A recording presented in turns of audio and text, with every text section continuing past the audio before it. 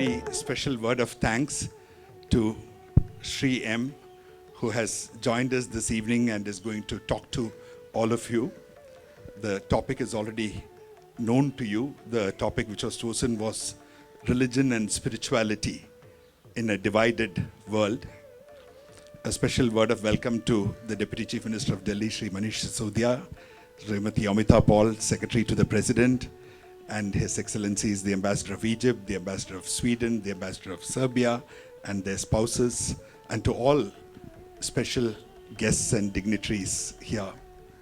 Our host, Sri Venu Rajamony and Mrs. Rajamony, our Deputy Chief Minister of Delhi, Sir Shishodia ji, Amita ji from the Presidents, from the Rashtrapati Bhavan, His Excellencies, the Ambassadors and the spouses, the representatives of the Church who are sitting in front of us, good friends, Dr. Pandav, Mr. Vivek Mahindru, and Bela, and others, ladies and gentlemen. The subject I am taking up today, which has been given to me actually, I like to have a free talk usually, but spirituality and religion in a divided world. We'll go into that, but first I would like to tell you a little story that actually is from an ancient Jain sources. If you look for the source, it's usually from the Jain, which is a very ancient system of thought, that this story has come. It was adapted and adopted by a great Sufi who made it very popular, whose name was Jalaluddin Rumi, Maulana Jalaluddin Rumi, who started the order of the whirling dervishes. I don't know if he started an order, later on it became an order. And then Ramakrishna Paramahamsa loved the story and so on. The story is about three blind men who went to examine an elephant. Blind men going to find out what an elephant is. So naturally, one of them touched the foot of the elephant, the limb of the elephant, and concluded that an elephant is by definition like a pillar, which sometimes shakes, which is true. For what he saw, it was true. The other touched the tail of the elephant and decided that an elephant is like a broom. In those days, they didn't have bathroom brushes, so he said it's like a broom, which is rather rough, and it keeps moving. And if you go too close, you might be slapped by it. The third blind man touched, he didn't look of course, touched the trunk of the elephant and said that the elephant is like a rubber hose. It's very hard, it's like a tube. Again it moves, and sometimes it makes peculiar noises like puss, puss. So these were the conclusions drawn by the three blind men about the elephant. A big fight started, which ended in fisticuffs. Are we reminded of some things which are going on? Each saying that his definition of the elephant was the right one. Believe me, all the three are blind. And when it became very serious, when somebody was sitting on another's chest and trying to strangle him, there came a man who was not blind, who could see. Now in religion, these who come and who can see and who are not blind are those who have touched the reality. Call it God, call it reality, whatever you want to call it.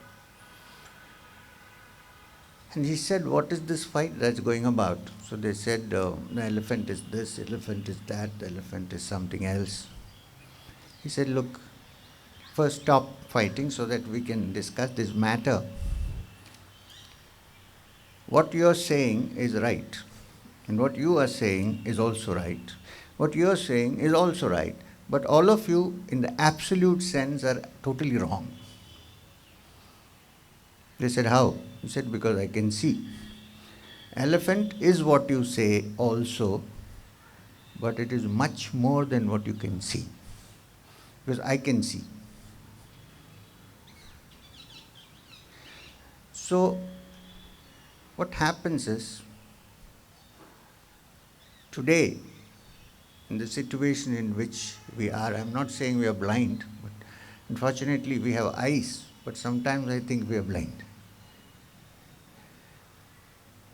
The same thing is happening, which is nicely illustrated by the story of the elephant. We look at different parts and think that it is the whole, and start arguments and discussions about it based on our limited experience.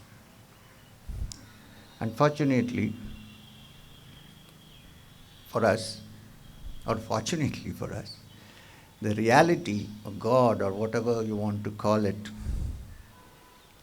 is much more than our perceptions, our limited perceptions can understand. And whenever a great teacher came and taught about God and about religion, if you look into this, you will see that we'll keep the Indian system of thought a little away for the time being. Any world religion came out of a mystical experience of one person. Someone had a mystical experience. Based on that, he formulated something. And based on the milieu, based on the geographical location of the people he was addressing, it was adopted in such a design or such a pattern that people could be linked to the mystical experience that he had in their own way.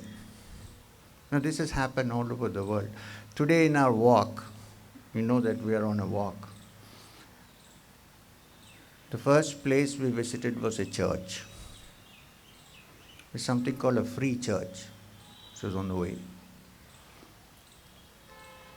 And the next we visited was a mosque with a madrasa.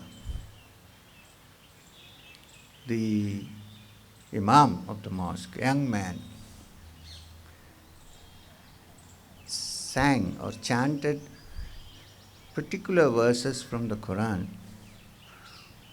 which say that, man, we have made many nations for you, many people who are in many nations, and we have sent down many teachers from time immemorial. It says man, it doesn't say talk about any geographical locality. So, then what's interesting was, people call me Shri M. Some people are quite intrigued or puzzled by a name like that. How can somebody be M? I mean, unless he's James Bond's boss, how can somebody be M? The fact is, and that Shri is just added as a, like Mr. In India we say Shri, out of respect. I was born in Kerala into an immigrant family of Pathans from the northwest frontier province, who 5 generations ago went to Kerala as the bodyguards to the then Maharaja of Travancore. Of course, we settled there for many generations. I call myself a Keralite now, because both my father and my grandfather and I, we all talk Malayalam. I mean, we don't, still in our family, they don't talk at home, but we all know.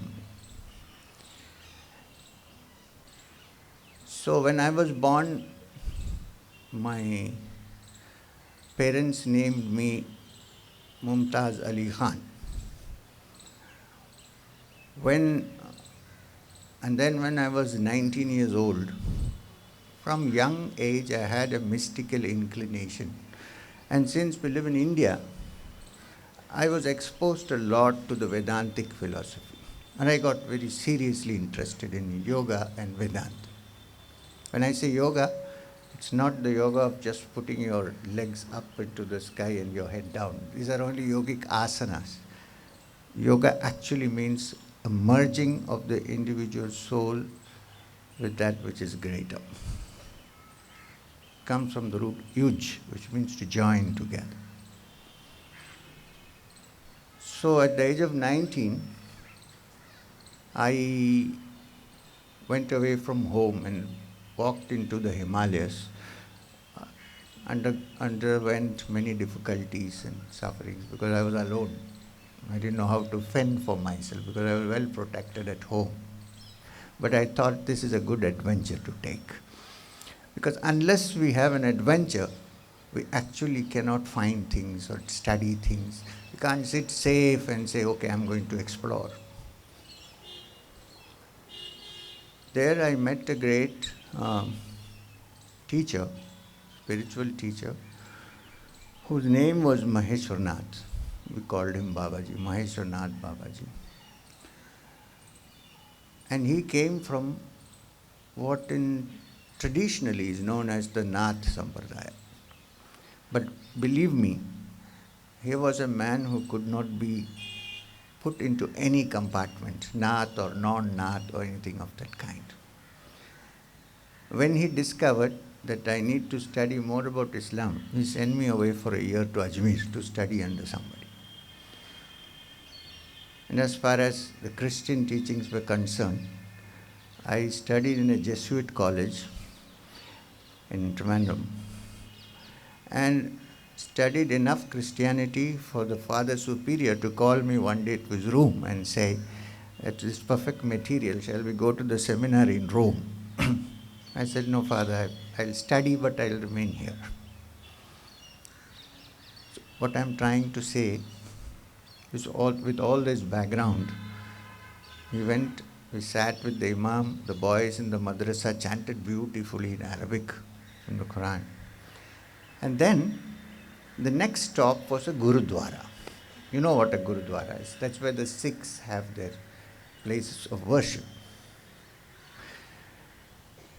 Now the children and the Imam were walking with me.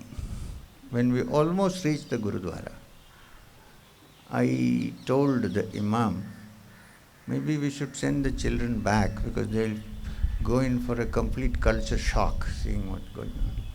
Because there everybody bows down before the book. And in the mosque you bow down only before Allah, before God. So he said, fine. But he said, but I want to come. I said, fine. You know, just like in a mosque, when people enter Gurudwaras, to cover themselves with a cloth, the ladies, and the men have to wear something. Since he was already having a cloth on his head, he came and sat with me, and they chanted the Granth Sahib. And he was asking me, what are they saying? I don't know much Punjabi, Gurbani, but after hearing for many years, I can understand most of it. I told him they're saying that there is one Supreme God who has sent many teachers. I told him, when they say Vaheguru, they're not saying praise be to the Guru. That Guru for them is the Supreme Being. Although there are Gurus in the Sikh tradition who taught. And then when I explained to him that there is a statement, a chant in the Granth Sahib, which is the holy book of the Sikhs. In the Sikh religion, you worship the holy book which has the teachings. There's nobody else. Well, everybody respects holy books.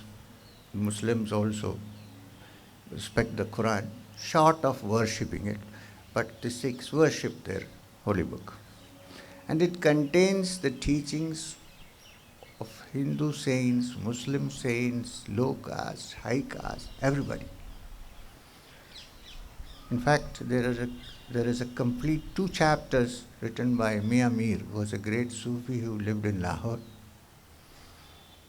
There is Kabir, the great saint, weaver saint from Banaras.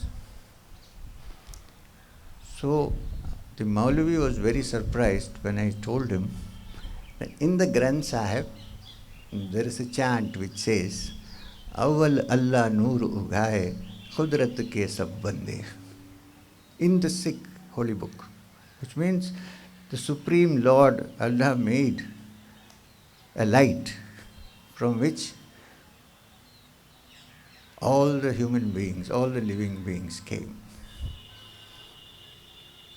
And we sat for some time. He left. And he said that this is the first time I'm entering a Gurudwara. And I'm surprised. I didn't know it was like this. The thing is, we sit in our little definitions like the blind man, know only one side. We don't look outside. We don't go. We don't meet. We don't merge. We don't interact with people. And based on our limited experiences, we make our own formulations. And then there is this strife and violence and whatnot. I'm very pained and surprised when two Muslims meet each other. They say Assalamu alaikum, which means may the well-being and peace of Allah, of God, be on you. I refuse to believe that Allah is an Arabic God. It means the Supreme Being. And in neighboring Israel, when people meet each other, they say shalom. They say shalom. Shalom is only a Hebrew version of salam, which means peace. And what happens there? We know what happens. And in India, in every religious function or where people meet together to discuss religion, always ends with Om Shanti, Shanti, Shanti. Shanti is peace. Only the ancient Jains went a step further and said, Ahimsa Paramo Dharmaha, there is no greater religion than non-violence. Well, you can't carry it to that extreme. Some may be able to do, but generally we may not. So what I'm trying to say is that all religions are based on the mystical experiences of the founder. And then according to the requirement, it has been formulated into different ways of practice. And it is all meant for the good of humanity, certainly not for creating problems for humanity. I am not of the opinion that religion should be done away with. Well, there is no harm if somebody doesn't believe in religion, that's fine.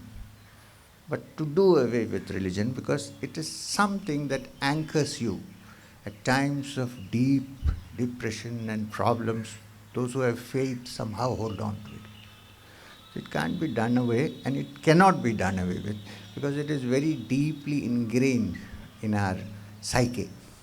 But I'm saying that you can see the common points, which is one. I'm saying this because I have also had some spiritual experiences.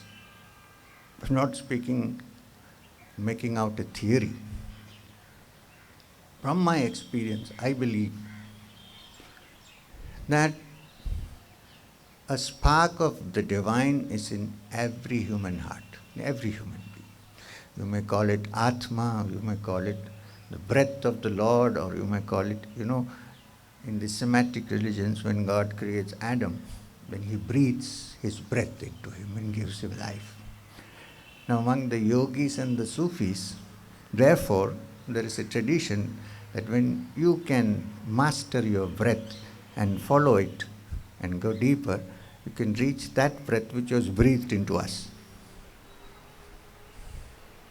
In fact, some of the orders of the Sufis, like the Qadiris of Abdul Qadir Jilani, typically use certain breathing exercises to bring your mind deep inside, which are so similar to the pranayama, which is practiced in the Hindu system of mysticism and thought. So if you look, there are many common links. Yeah, there are many differences, of course. But can't we now, in our present state of evolution as human beings, we say we are civilized, can't we not drop the non-essentials and look at the essential? Can we stick to the truth? Can we love our neighbors? Can we forgive our sins? There's this beautiful prayer in the Bible, Father who art in heaven, hallowed be thy name, and so on. Forgive our debts as we do forgive our debtors. Lead us not unto temptation, but deliver. You don't have to be born a Christian to say this prayer. It's meant for everybody.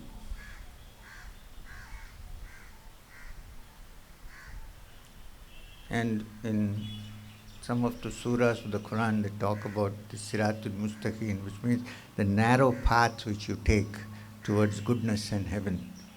It's narrow because it's like a tightrope walk. Nobody wants to inconvenience oneself by following the laws. So I'm saying, this is my belief and understanding, that if we can let go of the non-essentials and go to the essential, which is truth. Do you know, even long before the Prophet of Islam, when you say, you have to say, may his soul rest in peace. He, even before Islam came, and Islam in the sense that we know, and before the Quran was revealed and so on, he was called by one name. Now, if one can be like that, then one's spiritual journey begins. He was known as the trustworthy, Al-Amin. So that when later on he said something, people said, this man always speaks the truth, so it could not be a lie. Maybe he can be deranged, but it certainly cannot be a lie, said a Jewish person. So, when I say deranged, it means anything that is extraordinary and doesn't fit into our narrow confines and narrow systems of thought, we are likely to dismiss as insanity, derangement. Well, people have said that I am mad because I am walking from Kanyakumari to Kashmir. We went to Ralegaon Siddhi, where the great social reformer Anna Hazare lives. So I told him that some people say that I'm mad. I was not depressed, I never have any depression, but I told him sadly that some people say I'm mad. He didn't deny that I was mad. He said only mad people can do such things. So anything that is a little off the ordinary is likely to be dismissed as not possible, unnatural, illogical, and so on. The reason being that which we are talking about in religion and spirituality, I think religion is the outer manifestation of spirituality, which is an inner experience. The moment religion stops contributing to the inner essence, which is spiritual, I think that religion has got to go back to it. It's It's floundering.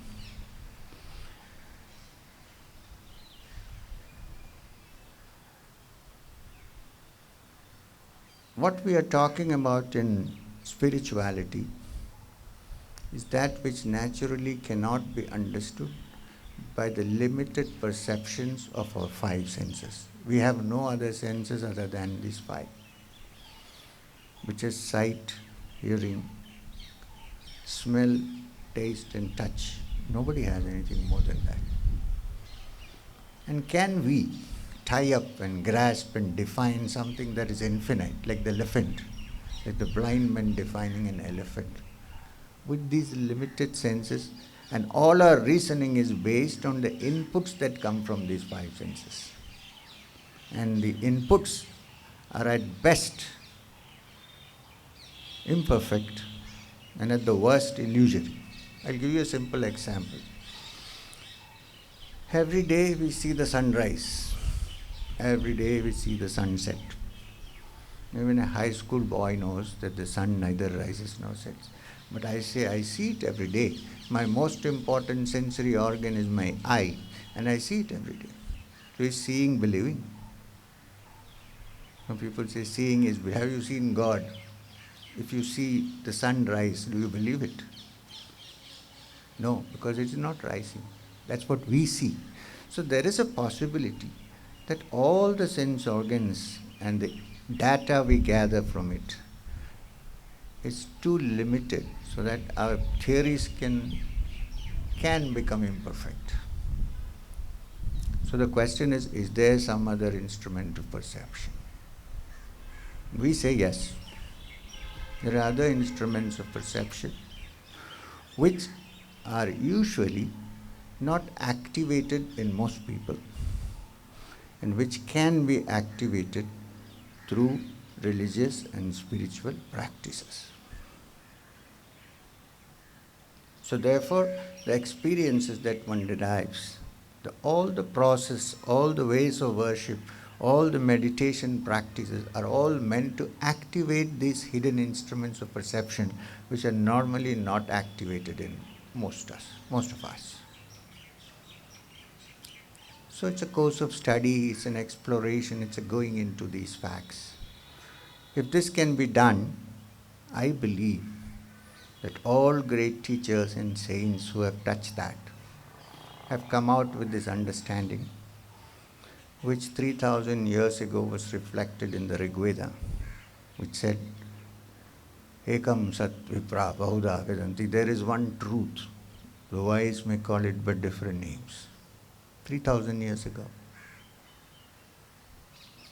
Because there has to be one from which the many have to come. And we believe that the many will go back and merge in the one. It's an Arabic word for one, ahad, unity. Now this is what we should be thinking of. We have evolved enough to understand that, as Jesus said, the law was made for man, not man for the law. All laws were made for men to become better. When I say men, I mean human beings to become better. The moment the law ceases to make a person better, there is no harm in moving and finding out what is wrong. How do we improve upon it? I personally believe that the spiritual evolution is a constant movement, an experiment, an exploration. And because it is into the infinite, there is no end to it. The moment I put a stop to it and say, this is all, I know everything, you're dead. This is my experience. I'm saying out of my experience. And after that, I have read so many textbooks on religion and mysticism and philosophy. And I find that in some way, what I said are substantiated by them.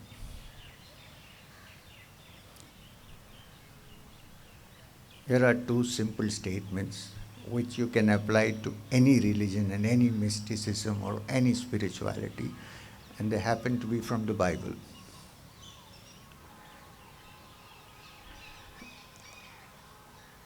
Blessed are the pure in heart, for they shall see God. Now tell me, can you make this and put it into a small compartment and say, blessed are such and such a group, that they shall be pure in heart? No. Blessed, anybody, whoever, whatever be the name, wherever they live, blessed are the peacemakers, for they shall be called the children of God. Blessed are the pure in heart, for they shall see God. Blessed are the peacemakers, for they shall be called the children of God.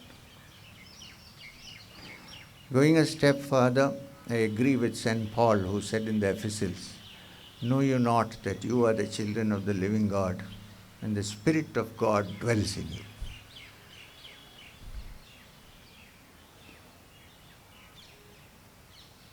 So this is the universal teaching of all religions. They may differ according to situations, according to people, according to language. When something is said in Arabic, it doesn't mean that it belongs to a section of people. There is wisdom. That's all you need to grasp. When something is said in Sanskrit, it doesn't mean it belongs to some sect or called Hinduism. You can't actually make Hinduism into a sect or into a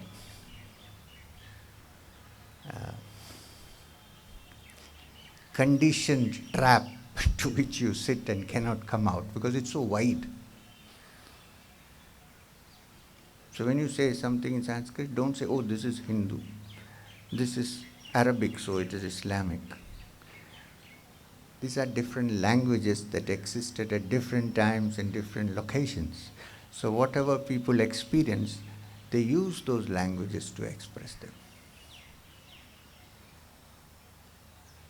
So to conclude, I think we can have some questions. To conclude, I'm not concluding like conclude.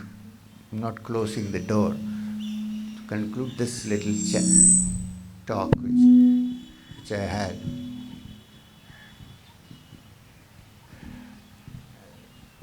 According to me, religion is an outward manifestation of spiritual experience. And from the outer, because first we know only the outer, so through religion, we enter the inner, which is the spiritual. And those who have entered the spiritual, I believe,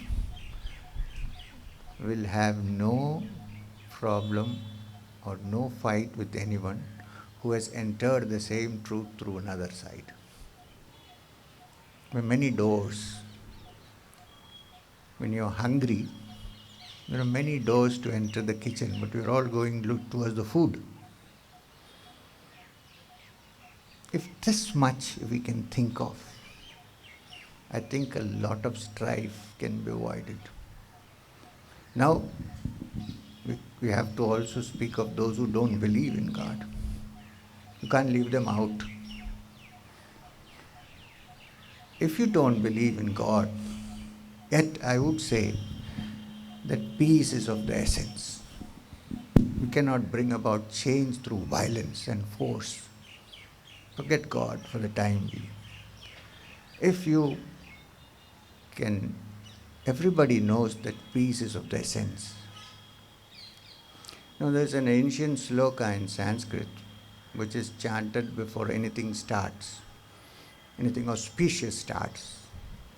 It says Sahana Bhavatu, Sahana. But the first sentence is Sahana Bhavatu, which means may we, you and I, be protected. So what is this protection? It is protection from being violated. It's protection from being persecuted for your beliefs. It is also protection for being persecuted for your non-beliefs. It simply means without a protective, peaceful environment, one cannot pursue a dialogue. You can have a monologue, but you can't have a dialogue. I'm having a monologue right now, but I hope mentally we are having a dialogue. And lastly, I would say that the problem, I think, is because after a while the organization which is outside which originally came from the inner source, the structure of the outer becomes more important than the essence from which it came. Then there is danger. So I will finish with a nice little story which was told by I would say a good friend, much older than me, who is no more, who was a well-known teacher. He didn't call himself a philosopher. If you have heard this story before, you'll know who it was. I don't want to say it because, sometimes it's good to say something without quoting who said it, because then you immediately connect it. And if you don't like that person, you say, oh. Or if you like that person, you must be right. The story is about the devil and his good friend who went for a walk. So, while they were walking, the devil bent down and picked up something from the grass and put it into his pocket. So his friend, close friend, asked him, what did you pick up just now? He said, I just picked up the truth. So his friend said, if you have picked up the truth, your days are numbered, because truth is exactly opposite of what you are. Your untruth, your darkness, your ignorance. So if you have picked up the truth and put it, your days are finished, you're done. So the story goes that the devil smiled smugly, patted his friend on the back and said, don't worry, friend, I'll organize it. You know what it means? Too much of organize. And then that structure becomes more important than the essence. Then we are done. And then the fight is between the structures. Essence is completely lost sight of. With this, I think I give up. Or rather, having a walk of hope. So we hope that some sense of proportion and peace will once again come on this earth. As you said, as Venu said, we've come in at a time when there is strife everywhere, even here. Now we are going to walk into Haryana. The army is out.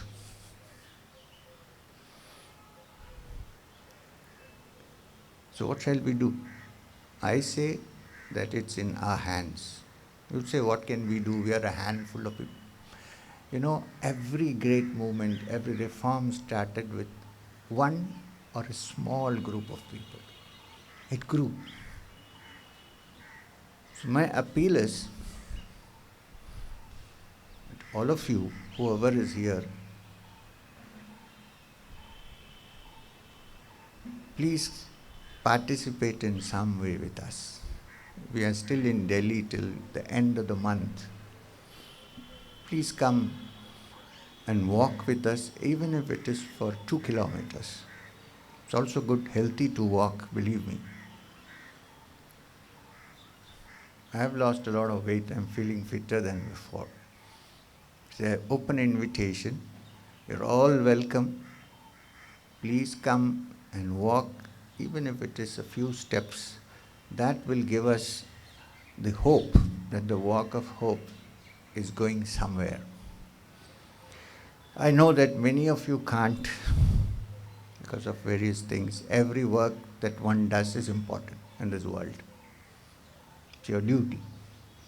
If you can't actually come, at least support us with your minds, so that the idea of living together, sharing together, being at peace, and living peacefully in a multi-religious society becomes a reality. Thank you very much. I have heard you several times, Sir. and also I knew in 1969 when I was in Indian Institute of Mass Communication as Om Cheri. Om Cheri. Om Cheri, yes. So we used to meet. Sir? I am so happy. Sir, you are Om Cheri N.N. Pillai. Yeah, Sir, you have become old. I didn't really recognize. I am so sorry. Uh, Please be seated, sir. I know I met him in 1969, 71 probably. 69. He was heading the Institute of Mass Communication here. We Malayalis never forget each other, sir.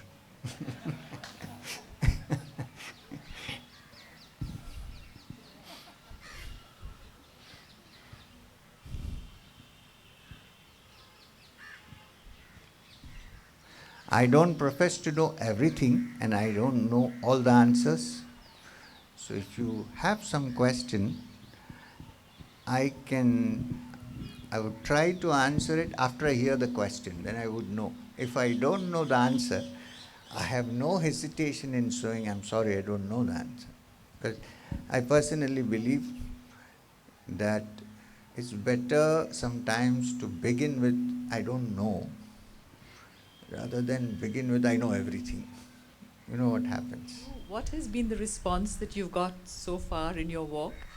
And what do you think it will take? And how long do you think it will take to bring peace in this world between the religions? Ma'am, from the response that we have got till now, you know, when we started from Kanyakumari holding the national flag and walking, and with the Walk of Hope flag with us, which has the symbols of all religions in it, we really didn't know what will happen. We just started off. Some of them have come today, but we have many people walking with us from Kanyakumari. But as we proceeded, we didn't leave out a single temple, a single dargah or mosque. If they said, come, we went. And I don't think anybody said, don't come. We didn't miss a single church on the way in our route, or a gurudwara, or any other place of worship. We also went to the smallest villages. We have gone to villages in interior Maharashtra where the population would be about 1,000. We have seen 1,000 people living in a village with just 3 Muslim families and the rest Hindus, and being looked after so well. We have seen this. So this is why we wanted to walk, because if you don't walk, you cannot go and see these things. And when you walk, the villagers don't get so suspicious. If you go into your car and come out, they've got a little bit prejudice now to say, this guy is probably coming to buy our land at a cheap price or something like that. You walk in, or maybe he's come for oats, because I'm wearing a kurta. So when you actually walk in, believe me, the poorest of the poor in this country have been so hospitable. Ask the Padyatris. They said, please wait for 10 minutes, at least without a cup of tea. In fact, in the rural areas of Madhya Pradesh, I had drank so much tea that my stomach went off. Because you can't refuse. They said, ye hamara riwaj hai, aap pi lijiye. This is our custom, please have it.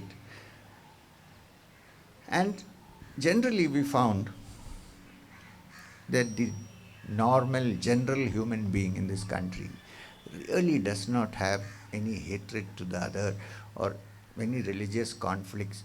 And in villages, people are so poor, they're looking for their food. There's no time even for these things.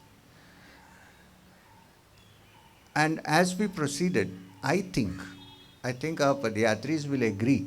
Some of them are there. There is Commodore Ravindranath, who is our youngest man walking. He's 80 years old.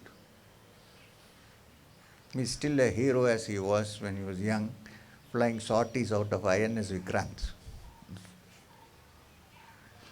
And there is Ajay Kumar Singh, who is from the IPS, retired DGP of Karnataka. There are there's a young man called Shahid who has dumped his corporate job and is walking. I don't know what his parents think. Have been many. Some have come and gone, but I'm talking about the permanent walkers who have been there from good. They'll tell you that as we moved, we feel that the response is increased everywhere. And in Delhi, we were a little apprehensive, but things are good. Many people are aware of the work. I'm sure the media is also looking into this.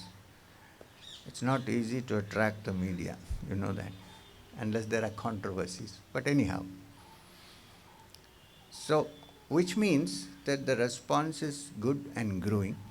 However, I must tell you this. Just because we walked from Kanyakumari to Kashmir in 1.5 years or 1 year, 4 months, it's not going to bring permanent peace anywhere. I agree with this. However, I think the planting of the seeds, the sowing of the seeds is very important. That we are doing. And that especially among the young. In all our time in Delhi, we have lined up talks in all universities. We had one in IIT. Next we go tomorrow somewhere in Delhi University, St. Stephen's, and so on. So because the future of this country is in the hand, not only this country, the future of the world is in the hands of the young. Now, if you plant these seeds of harmony and peace and well-being in the hearts of the young, you know, when you sow a seed, you don't get a tree sprouting the next day. It takes time. If we can, I feel that we have succeeded to a great extent in sowing the seeds of peace and harmony, especially interreligious harmony, in the hearts of the young. We had thousands of people from the NSS, National Service Students, what is that, NSS? National Students, some, okay, whatever. And they were all youngsters. In Allahabad, I think there were thousands. In Agra, the college we went, there were thousands. And they have good questions to ask. They interact. And finally, they shake hands and say, we are with you. Sir, this is a good thing that you're doing. Now, it has to be nurtured. And the nurturing part is with the grown-ups, with the parents and the teachers. If this is done, I'm sure it will take a little time, but certainly you'll have those great trees of well-being and happiness under whose shade we can probably sit and breathe easy, hopefully. This is the work of hope. And we will come back to all the places we visited while walking, because I find lots of seeds sown by like-minded individuals, and we want to link them up into one, from Kashmir to Kanyakumari, so that even before anything starts, any disharmony starts, they would go forward and say, let's not do this, because I believe prevention is better than cure. I just wanted to ask two specific questions. A, what inspired you to start this walk? And B, what has it done to Shri M? Sir, for long seeing the, generally there is no problem here. But here and there something starts and it becomes a raging flame. Vested interests get into the act and then it spreads. Things are turned to ashes and we start again from square one. So I've been seeing this happen over time, but I really did not have the guts to set out on such a mission. Because I thought, who is going to look at me? Who is going to ask? Who is this fellow walking? So this was kind of brewing in my head, in my system for many years. Then a few years ago, maybe 6 or 7 years ago, I decided to unload all the things that I was carrying in my head. It became unbearable. So to keep things secret. So I decided to write my autobiography. Babaji had said long ago, you will write your, but I was resisting it. I also thought people may not believe many of the things in there, so what is the point? Finally, I got it written. There's a young lady who helped me to type my horrible scribble which nobody could read. And finally, the book was made and it came out. After this, for some reason, because it is a straightforward book, there's nothing very literary about it. There are no such complicated things. It's from my heart, straight from my heart. When the book came out, and about 5 years after the book came out, wherever I went, I found there were quite a number of people, surprising me actually, who had read the book. And then it got translated into several languages. And the last was in Bengali, which we handed over to the President, to the Rashtrapati yesterday, the Bengali version. Then I found that there are many people who know me now. So I said, now I'll start also.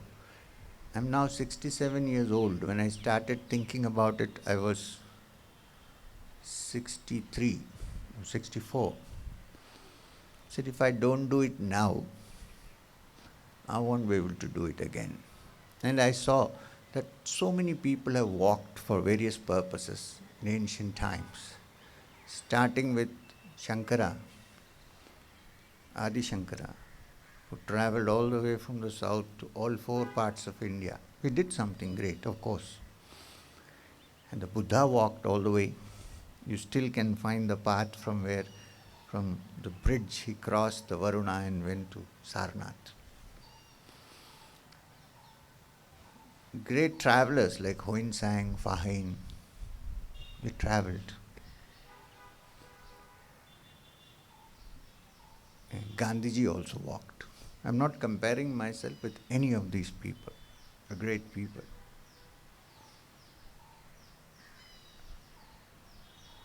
So I said, let's adopt this, let's walk. And now that people, at least some people know me in different parts of India, probably they will come together. So I expressed this to a good friend of mine that I'm going. I thought that he would say, are you crazy? But he said, I'll also come with you. And slowly, in 2 years' time, till the 12th of January 2015, when we started this walk from Kanyakumari, we had a large number of people, good friends from all states, including our capital. There are some sitting here who, instead of thinking I was crazy, decided to pitch in. And my inspiration, the core of the inspiration was what my spiritual teacher Babaji said once.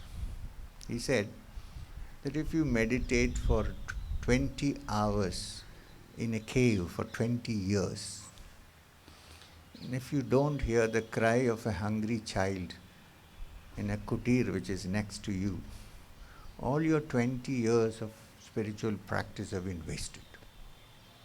So I said, let me do something which is not for myself, but for others. Fortunately for me, by the time I started my walk, both my children had got married. So that responsibility is also gone, over. So I started. This was how it all started.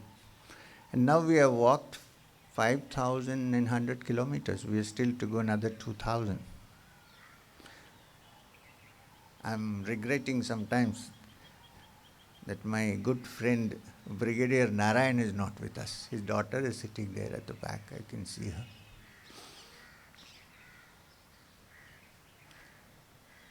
I'm sure he would have walked. There's Commodore Ravindranath walking. So.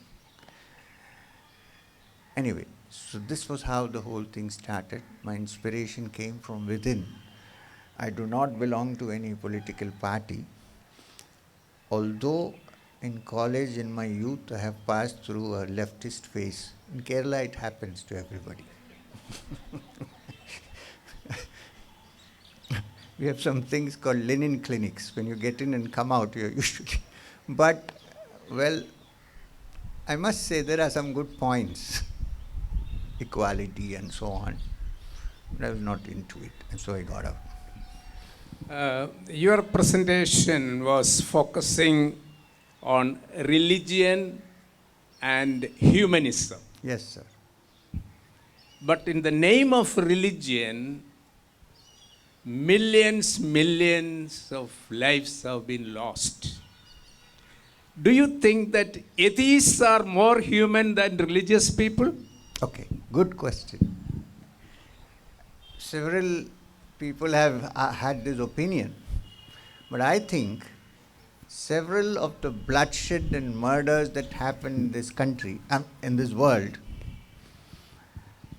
you might say religion is the cause, but if you look carefully, the non-religious have also done it. The Russian Revolution had no religion. Mao's long walk had no religion. There are many cases. I am reminded of a story. There is a Swamiji in the Tarlabalu Mutt, who, the Lingayat Mutt in Karnataka. He said he went to Israel for a inter-religious meet, the university. So when he came out, he met an old Jewish gentleman who was deaf, couldn't hear properly. So he asked him, "Why have you come here?" So he said that I've come for an inter-religious. He didn't hear it properly. He said, "You're right. It is this religion that has been responsible for all this havoc." But it's not only religion. You'll see that when these things happen, religion is used as a facade. It's usually something to do with a power structure. You can't say that the Naxal movement is a religious movement. It's not religious. So there are on both sides. Basically, it's a human problem. That's what I think. Why I'm touching on religion is because it appeals to human beings. It's deeply embedded in most of us. If you don't have an established religion, you have another religion. Like people tell me, we don't worship anybody. We are free. You go home and you will see there's a huge picture of Amitabh Bachchan there. I call them Amitabh worshippers. Nothing wrong. Or people say, "Oh, we are not concerned about form and name. We will be nameless and formless." But what do we do every morning, sir, when we wake up? Most people look at the mirror. Best thing is to remove it from the wash basin, but we all look and we looking which hair has gone grey now. So we are so concerned about our own image, and we are saying we are not concerned about images. It's very important because we live in a world of nama and rupa, name and form. So I don't know if I have answered your question, but food for thought. Sri M, Yes, sir. I have not walked as many miles as you have done, Sir. but I have watched people longer because I was born earlier. I'm elder than you. Yes, sir. And one thing for the last 7 decades that I can remember, when I was young,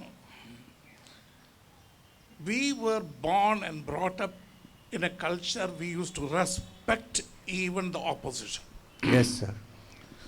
And today it has come down to a bad word according to me, tolerance, which is highly condescending and much worse, especially in the so-called literate but not educated class that I come across, not only in India but outside, totally intolerance.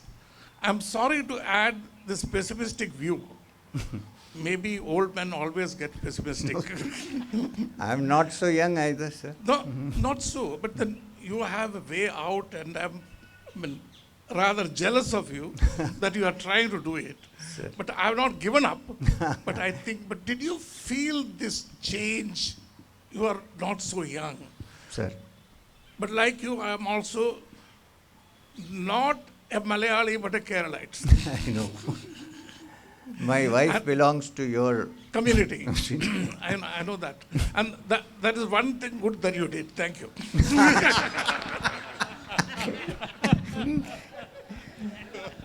Shri Shehnai said,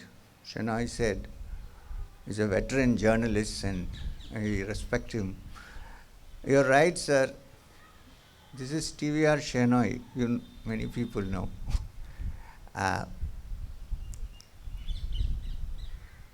It's true that gradually there is a stress on or a shortage of tolerance.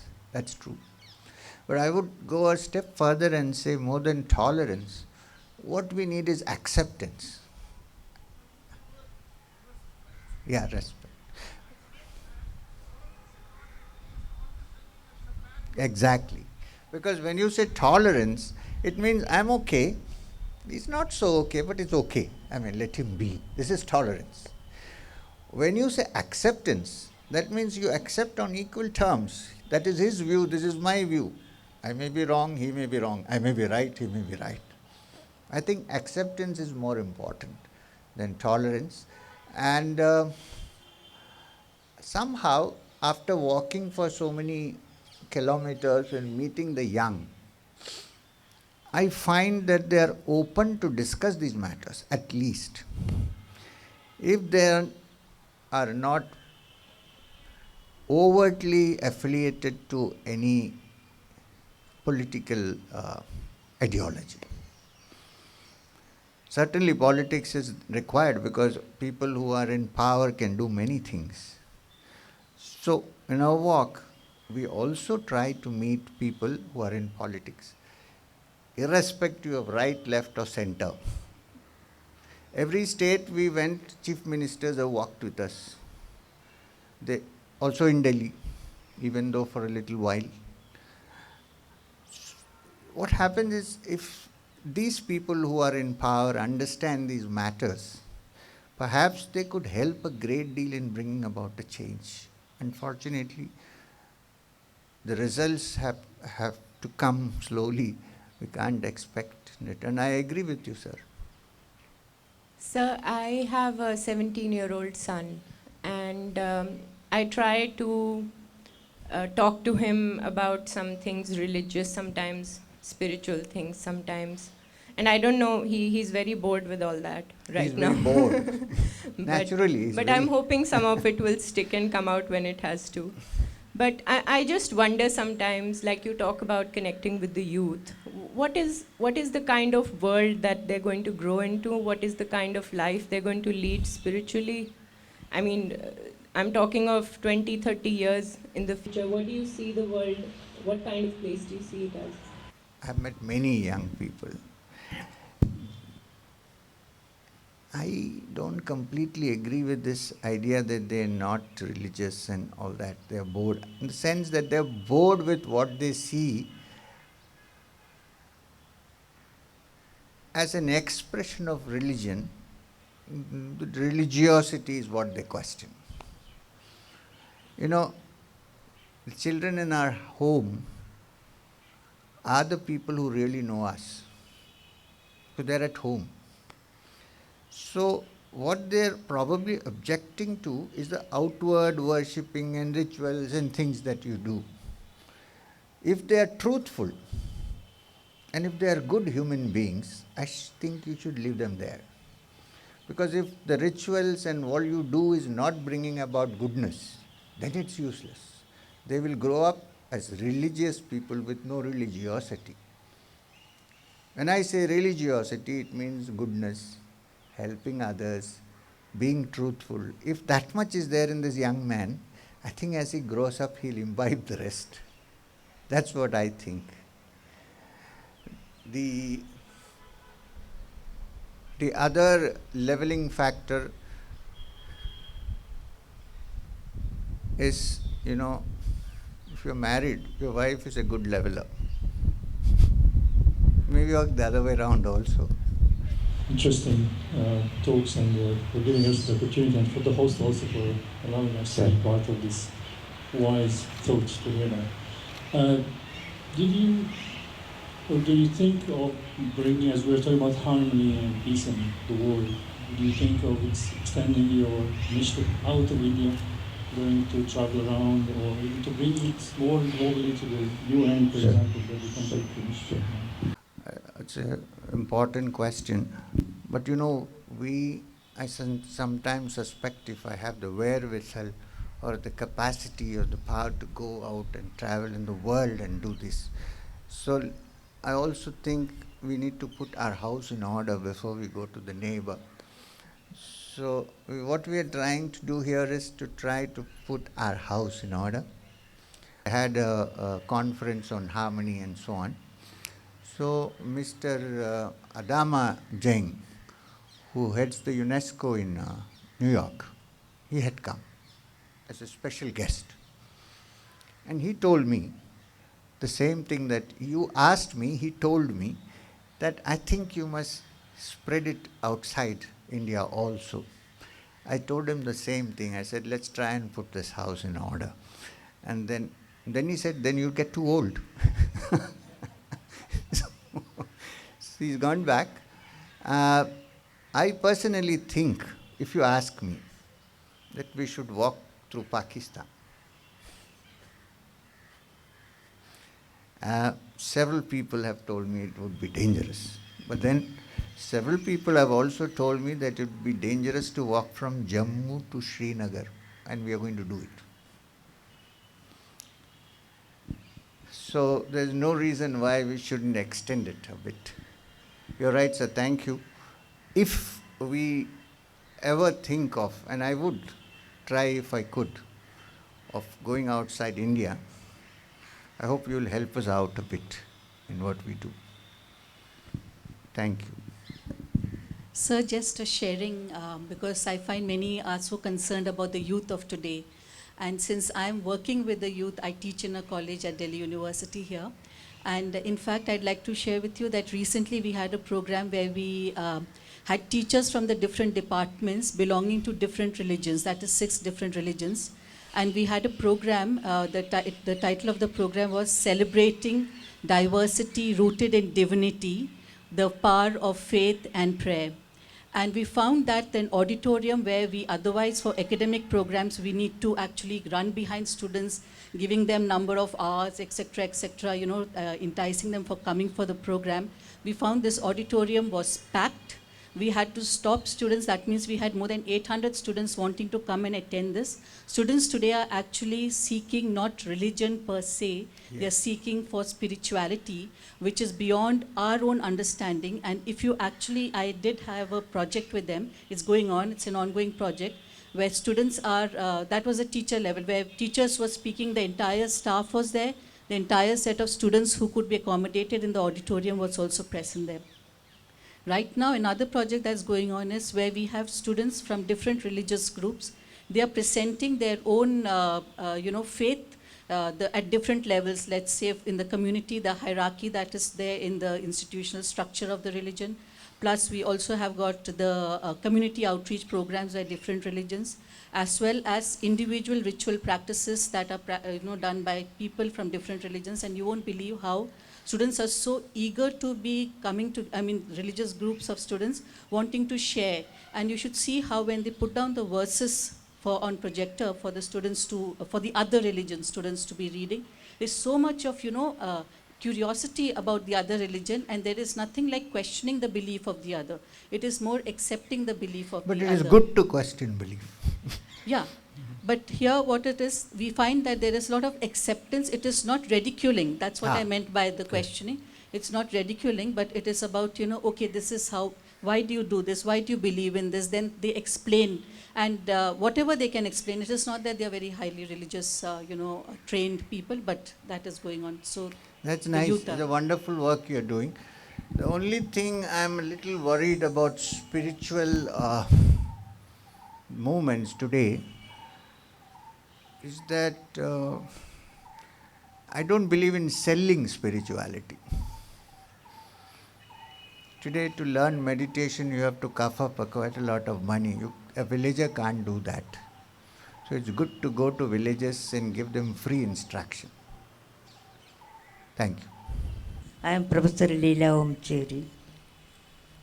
I put this question: what is the best medium, simple medium, to spread religion Spread? or our thoughts? Religion. Madam, it differs with different people, but I personally think that you don't have to spread religion. You should create religiosity in people, not so much to spread religion.